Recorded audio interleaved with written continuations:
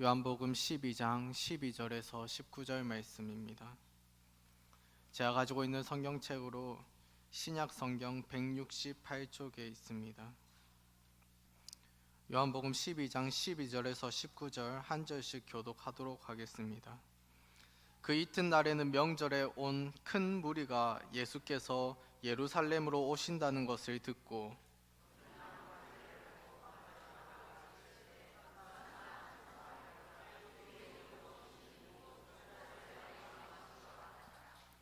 예수는 한 어린 나귀를 보고 타시니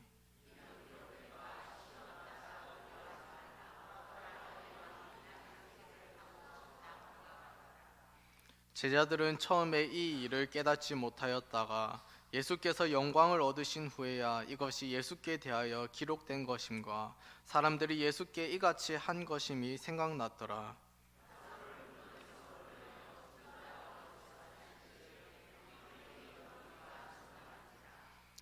이에 무리가 예수를 맞음은 이 표적 행하심을 들었음이러라. 바리새인들이 서로 말하되 볼지어다 너희 하는 일이 쓸데없다. 보라 온 세상이 그를 따르는도다 하니라. 이 시간 왕의 입성을 맞이하라는 제목으로 하나님의 말씀을 함께 나누겠습니다. 오늘은 교회력으로 종려주일에 해당합니다. 종려주일은 예수님께서 십자가 죽음을 위해 예루살렘에 입성하신 것을 기념하는 절기입니다. 종려주일이라고 부르는 이유는 군중들이 종려나무 가지를 흔들며 예수님의 예루살렘 입성을 환영했기 때문입니다. 또한 종려주일은 고난주간의 시작이기도 합니다.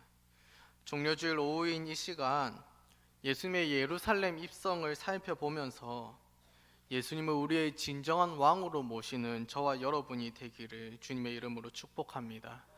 함께 말씀을 나누고자 합니다. 당시는 유월절을 앞둔 시기였습니다. 유대인들은 유월절, 오순절, 초막절 이 세 절기가 되면 예루살렘 성전에 모여 하나님께 제사를 드렸습니다. 그렇기 때문에 지금 예루살렘은 유월절을 준비하기 위해서 유월절 제사를 지내기 위해서 모인 수많은 사람들로 인산인해를 이루었습니다. 당시에 예루살렘의 인구가 한 10만 명 정도 되었을 것으로 추측합니다. 그런데 유월절과 같은 이 절기에는 30만 명 혹은 50만 명 정도까지의 인원이 모였을 것이라고 학자들은 추정합니다. 이렇게 많은 인파가 모인 상황에서 예수님의 예루살렘 입성 소식이 전해집니다. 사실 예수님은 이미 유명 인사였습니다. 공생의 3년의 기간 동안 수많은 이적을 베푸셨습니다. 탁월한 교훈으로 가르치셨습니다. 그렇기 때문에 이미 많은 사람들이 이 예수님에 관해서 알고 있었습니다.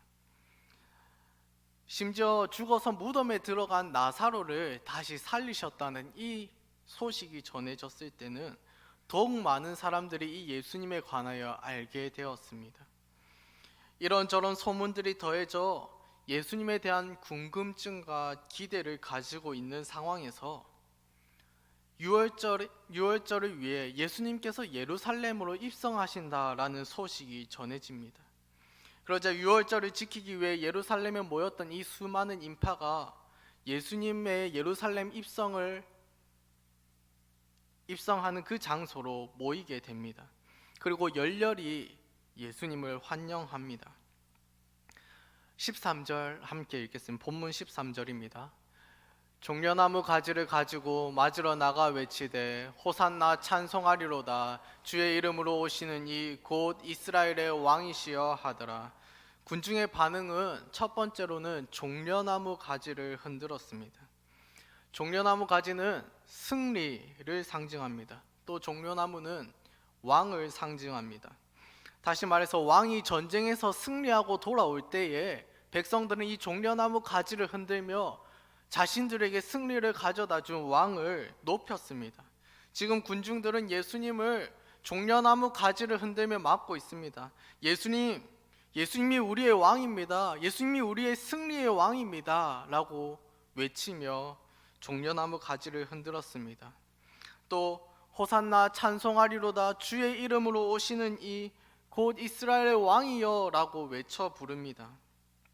이것은 시편의 말씀을 인용한 것입니다. 시편 118편 25절 26절 함께 읽겠습니다. 여호와여 구하옵나니 이제 구원하소서. 여호와여 우리가 구하옵나니 이제 형통하게 하소서. 여호와의 이름으로 오는 자가 복이 있음이여.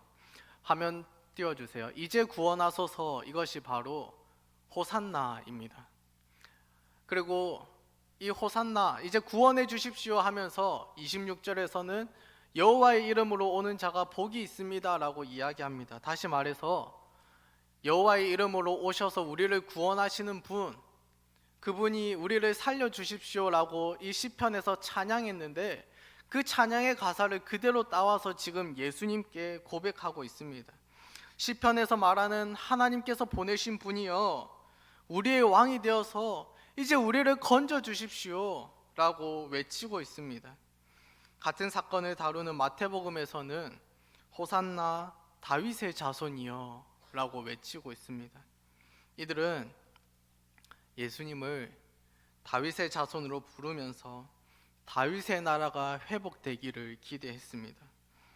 로마 제국의 압제 아래에서 고통받고 신음하던 자들이 이제 로마 제국의 무찌를 왕을 기대하면서 승리를 가져다 줄 메시아를 기대하면서 종려나무 가지를 흔들었습니다. 유대인들이 기대하는 예수라는 왕은 바로 정치적 의미의 왕이었습니다. 정치적 군사적 메시아가 나타나서 강력한 다윗의 왕국이 다시 한번 재건되기를 기대하고 있습니다. 그러나 예수님은 군중의 기대와는 조금 달랐습니다.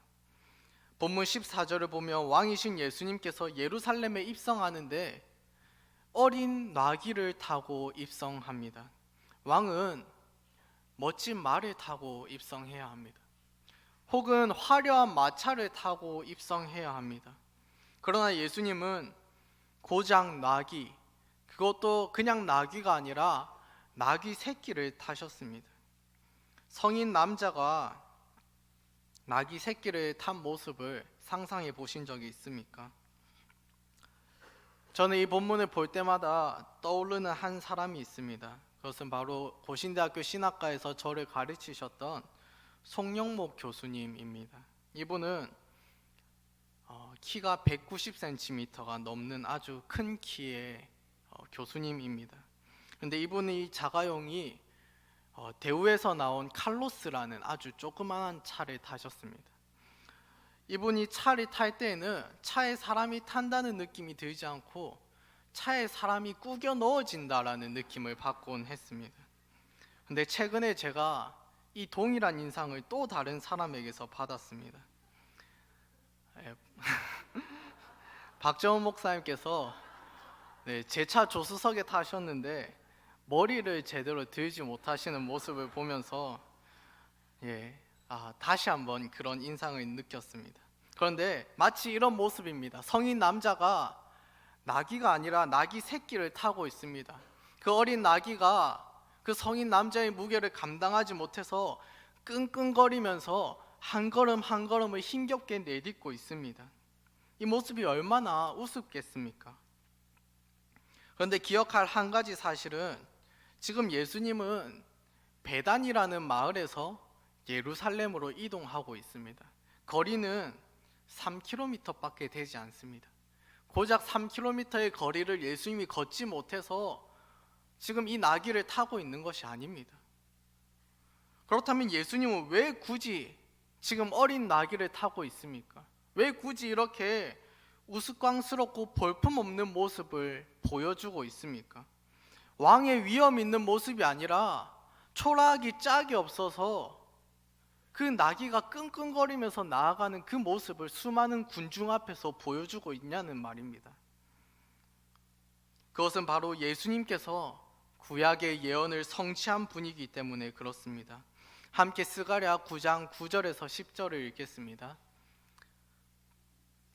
시온에 따라 크게 기뻐할지어다. 예루살렘에 따라 즐거이 부를지어다.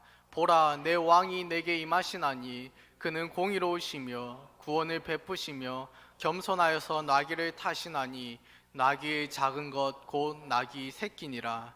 내가 에브라임의 병거와 예루살렘의 말을 끊겠고 전쟁하는 활도 끊으리니 그가 이방 사람에게 화평을 전할 것이요. 아멘. 화면을 그대로 띄워주십시오. 스가랴 선지자가 예언한 메시아는 바로 왕이었습니다. 그런데 그 왕은 어떤 분입니까? 구절을 보면 공의로운 왕입니다. 또 구원을 베푸는 왕입니다. 또 그 왕은 겸손하여서 나귀 새끼를 타시는 왕입니다. 그리고 이분은 평화의 왕입니다. 그래서 10절을 보면 병거, 말, 활을 끊어버리는 왕입니다. 병거, 말, 활은 다 전쟁을 하기 위해서 필요한 것입니다. 그런데 이 왕이 왜 이것을 끊느냐?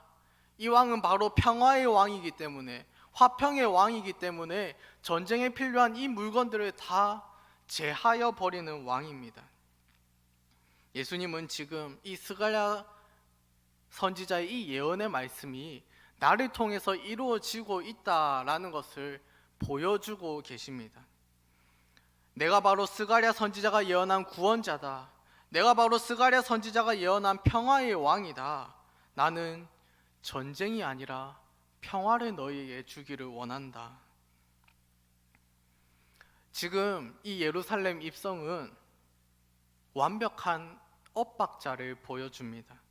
서로의 기대가 완전히 다릅니다. 네, 이제 내려주셔도 됩니다. 마치 고등학교 1학년 2학기 때의 저의 상황과 비슷합니다. 그때는 문과와 이과를 선택하는 그 시기였습니다. 그 당시 저는 이미 목회자가 되겠다고 하나님 앞에 서원을 한 상황이었습니다. 그런데 이 사실을 어느 누구에게도 아직 밝히지 않은 상황이었습니다. 가족도 친구도 어느 누구도 알지 못하는 그 상황에서 저의 어머니가 저에게 기대하는 바가 있었습니다. 제가 의사가 되었으면 좋겠다라는 기대를 가지고 계셨습니다. 그러면 의사가 되려면 이제 이과로 진학을 해야 되는 것이죠. 그런데 문제는 저는 의대로 갈 성적도 안 되고요. 네. 그리고 무엇보다 저는 피를 굉장히 싫어하는 사람입니다. 네. 피가 철철 흐르고 수술하고 이런 거를 끔찍하게 싫어하는 사람입니다. 지금 어떤 상황입니까? 어머니의 기대와 저의 기대가 완벽하게 대치되고 있습니다. 그런데 또 제가 목회자가 되기로 서원했다 이것을 아직 얘기하지 않은 상황이었습니다. 그래서 한 달 가까이의 기간이 전쟁이었습니다. 한 달 가까이 기간 동안 이과 가라고 설득하는 어머니와 이유는 얘기하지 않으면서 이과는 가지 않겠다라고 얘기하는 저 사이에 완벽한 갈등이 있었습니다. 마찬가지입니다. 지금 이 예루살렘 입성의 현장이 바로 이 완벽한 엇박자를 보여줍니다. 예수님의 예루살렘 입성은 갈등의 예고편을 보여주고 있는 것 같습니다. 수많은 군중들은 모여서 강력한 정치적 군사적 메시아를 기대하고 있습니다. 한번 상상해 보십시오. 우리가 잘 아는 오병이어의 기적을 예수님께서 일으켰습니다. 고작 떡 5개 물고기 2마리로 5,000명을 먹이셨던 분이라면 전쟁하기 위해서 군량미가 무슨 필요가 있겠습니까? 또 죽은 나사로를 살렸던 분이니 전쟁에서 죽는 것이 무슨 걱정이 있겠습니까? 다시 살리면 그만 아니겠습니까? 그러니 이들은 이제 로마 제국의 압제에서 하나님께서 우리를 건지실 때가 되었다. 하나님이 우리의 신음소리를 들으셨다. 저 출애굽 당시에 모세라는 위대한 지도자를 세워서 애굽을 완전 망하게 하시고 하나님께서 우리를 건져내셨듯이 이제는 우리를 이렇게 건져내실 것이다 라는 기대가 팽배했습니다. 그러나 예수님은 나는 너희가 기대하는 그런 메시아가 아니다 라는 메시지를 선명하게 보여주고 있습니다. 눈에 보이는 로마 제국, 물론 큰 문제입니다. 결코 작은 문제는 아닙니다. 그러나 로마 제국이 근원적인 문제, 본질적인 문제는 아닙니다. 예수님은 더 근원적인 문제, 더 본질적인 문제를 해결하기 위해서 이 땅에 오셨습니다. 예수님은 하나님의 아들로서 그 이름은 나시기 전에 예수 곧 자기 백성을 그들의 죄에서 구원할 자라는 이름으로 이 땅에 오셨습니다. 이 유대인들이 기대하는 것처럼 로마 제국에서 벗어난다면 삶이 조금 나아질지는 모르겠습니다. 세금이 조금 덜어지고 피지배 계층으로 있던 것이 지배 계층으로 바뀌니 조금 나을지는 모르겠습니다. 그러나 로마 제국에서 벗어난다고 해서 죄 문제가 해결되는 것 아닙니다. 로마 제국에서 벗어난다고 해서 하나님과의 관계, 그 근원적이고 본질적인 문제가 회복되는 것이 아닙니다. 그렇기 때문에 예수님은 그 근원적이고 본질적인 문제, 그 당시 사람들에게만 중요한 로마 제국이 아니라 모든 사람에게 중요한 이 근원적이고 본질적인 문제를 해결하기 위해 지금 입성하고 계십니다.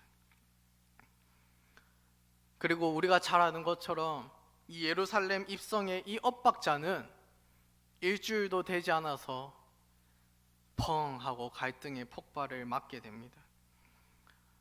예수님이 자신들이 기대한 그런 메시아가 아니라는 사실을 확인한 순간에 이들은 일주일도 되지 않아서 등을 돌렸습니다. 종려나무 가지를 흔들며 왕이여 우리를 구원하소서라고 외쳤던 그 사람들이, 온 예루살렘을 떠들썩하게 했던 이 사람들이 총독 빌라도에게 예수님을 십자가에 못 박으라고 요구했습니다. 요한복음 19장 15절입니다. 그들이 소리 지르되 없이 하소서 없이 하소서, 그를 십자가에 못 박게 하소서. 일주일도 안 되는 시간 안에 벌어진 일이었습니다. 동일한 그 사람들이 호산나 다윗의 자손이여, 우리 왕이여, 시편에서 예언한 그 왕이여 우리를 건져주소서라고 외쳤던 그 사람들이 같은 입으로 이제 이 사람을 없이 하라, 이 사람을 십자가에 못 박으라 라고 소리쳤습니다.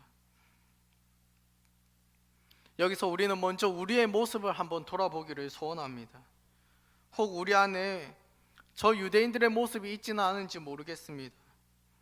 내가 생각하는 하나님, 내가 그려놓은 하나님, 내가 만들어 놓은 하나님, 그 하나님을 예배하면서 그 하나님에게 나의 하나님을 끼워 맞추고 있지는 않은지 돌아보기를 소원합니다. 하나님의 말씀이, 성경이 실제 이야기하는 하나님이 아니라 내가 기대하는 하나님의 모습을 만들어 놓고 그 하나님을 섬기고 있지는 않은지 우리를 한번 돌아보아야 합니다. 성경이 말하는 하나님을 왜곡하고 성경이 말하는 하나님을 외면하고 내가 만든 하나님을 예배하고 있지는 않습니까? 예수님 당시 유대인 군중들의 잘못이 바로 이것이었습니다. 자신들이 기대하는 메시아의 모습에 예수님을 끼워 맞추기를 원했습니다. 그리고 그 기대가 무너질 때 바로 등을 돌리는 변덕스러운 모습을 보였습니다. 만약 유대인들의 이러한 모습이 우리 안에도 있다면 우리는 우리가 섬길 하나님이 필요한 것이 아니라 램프의 요정 지니와 같이 우리의 욕구를 해결해주는 하인이 필요한 것입니다.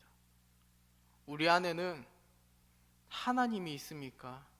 하인이 있습니까? 바라기는 우리가 그리고 기대하고 상상하는 그런 하나님이 아니라 하나님의 말씀이, 성경이 증거하는 하나님, 그 하나님을 전적으로 믿는 저와 여러분이 되기를 소원합니다. 그리고 우리가 잘 아는 것처럼 예수님께서는 일주일도 되지 않아서 십자가에 달려 돌아가시게 됩니다. 십자가의 육체적 고통은 이루 말할 수 없는 것입니다. 2004년에 상영한 영화 패션 오브 크라이스트를 보면 십자가의 고통이 얼마나 끔찍한 것인지를 잘 묘사하고 있습니다. 그러나 예수님의 이 십자가는 단순한 육체적 고통이 아니었습니다. 그보다 더 중요한 사실은 이 예수님의 십자가는 바로 저주의 십자가라는 사실입니다. 함께 갈라디아서 3장 13절을 읽겠습니다.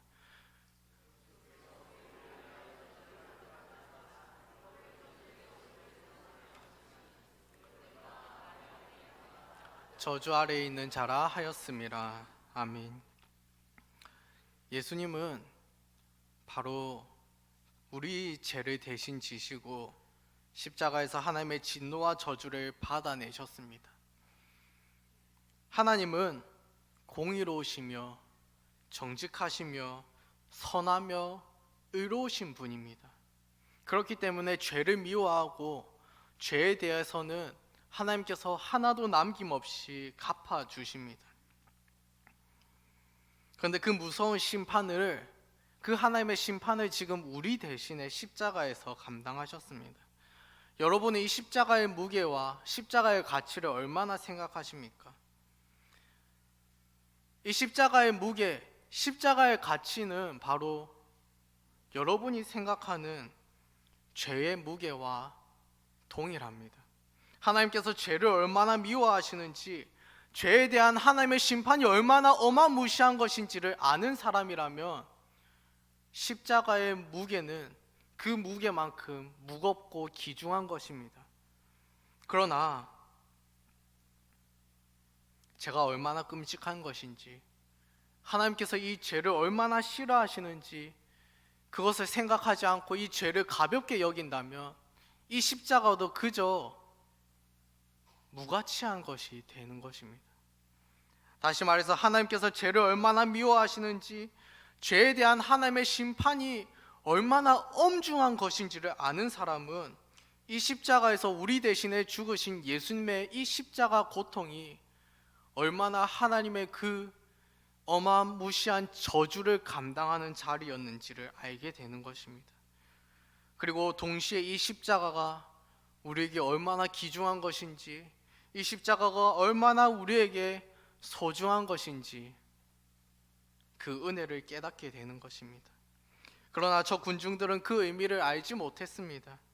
그래서 십자가에서 하나님의 저주를 받고 죽는 메시아가 아니라 전쟁에서 말을 타고 승리를 이끄는 메시아를 기대했습니다. 겸손하여서 나귀의 새끼를 타는 평화의 왕이 아니라 로마의 압제에서 벗어나 부강한 다윗의 왕국을 다시 건설하는 왕을 기대했습니다. 유대인들은 자기 민족의 구원을 기대했지만 예수님은 그보다 더 근원적이고 본질적인 죄로부터 구원하는 분이었습니다. 그래서 저들은 예수님을 십자가에 넘기는 데 앞장섰습니다. 여기서 우리는 이 십자가의 가치를 다시 한번 돌아보기를 원합니다. 죄로 인하여서 하나님의 그 저주를 받아야 하는 우리 대신에 예수님께서 그 저주의 십자가를 대신 지셨습니다. 그 자리는 바로 우리의 자리였습니다. 하나님 앞에, 심판대 앞에 서는 것은 바로 우리의 몫입니다. 왜냐하면 죄가 바로 우리의 죄이기 때문입니다. 당연히 죄 지은 사람이 심판대 앞에 서는 것이 마땅하고 죄 지은 사람이 심판을 감당하는 것이 마땅합니다. 그러나 죄 지은 우리가 아니라 죄 없으신 예수님께서 심판대 앞에 섰습니다. 죄 없으신 예수님께서 심판대 앞에 섰고 그 심판의 대가를 치르셨습니다. 그리고 이제는 그 예수 그리스도를 믿는 사람은 우리의 죄 문제가 해결되었습니다. 하나님과의 관계가 회복되었습니다. 이제는 스가랴 선지자가 예언했던 것처럼 하나님과의 관계 안에서 평화를 누리며 참된 안식을 누리는 자들이 되었습니다. 그렇다면 이 십자가를 믿으며 이 예수 그리스도를 믿음으로 살아가는 주의 백성들은 어떻게 살아가야 할까요? 함께 요한계시록 7장 9절에서 10절을 읽겠습니다. 이 일 후에 내가 보니 각 나라와 족속과 백성과 방언에서 아무도 능히 셀 수 없는 큰 무리가 나와 흰 옷을 입고 손에 종려가지를 들고 보좌 앞과 어린 양 앞에 서서 큰 소리로 외쳐 이르되 구원하심이 보좌에 앉으신 우리 하나님과 어린 양에게 있도다 하니. 아멘. 10절은 너무도 유명한 말씀입니다. 우리가 복음 성가에서도 이 요한계시록 7장 10절을 나와서 찬양하지 않습니까? 그런데 앞에 9절에 무엇이라고 설명합니까? 보면은 예수 그리스도를 믿음으로 구원받은 수많은 백성들이 셀 수 없는 큰 무리가 나옵니다. 그리고 흰 옷, 곧 정결한 옷을 입고 손에 무엇을 들고 있습니까? 종려나무 가지를 들고 있습니다. 그러면서 무엇을 합니까? 10절과 같이 찬양합니다. 참 재밌지 않습니까? 우리 오늘 본문에서는 종려나무 가지를 흔들었던 왕을 환영했던 그 사람들이 그 왕을 십자가에 넘겼습니다. 그런데 그 십자가에서 죽으신 예수 그리스도를 믿는 자들이 다시 종려나무 가지를 들고 그 십자가에 죽으신 어린 양을 찬양하고 있습니다. 모든 신자는 그렇기 때문에 종려가지를 흔들며 하나님을 찬양합니다. 처음에 종려가지의 의미가 무엇이라고 했습니까? 승리, 또 왕권을 상징한다고 했습니다. 다시 말해서 십자가에서 죽으신 이 어린 양이 이제는 죄와 사망의 권세를, 사탄의 권세를 완전히 무찌르셨다라는 이 고백을 담아서 우리는 종려나무 가지를 흔들며 하나님을 찬양합니다. 바라기는 이 말씀을 듣는 모든 분이 종려나무 가지를 흔들며 구원자 예수 그리스도를 나의 왕으로, 그 왕의 승리가 나의 승리라는 이 고백을 가지며 살아가기를 주님의 이름으로 축복합니다.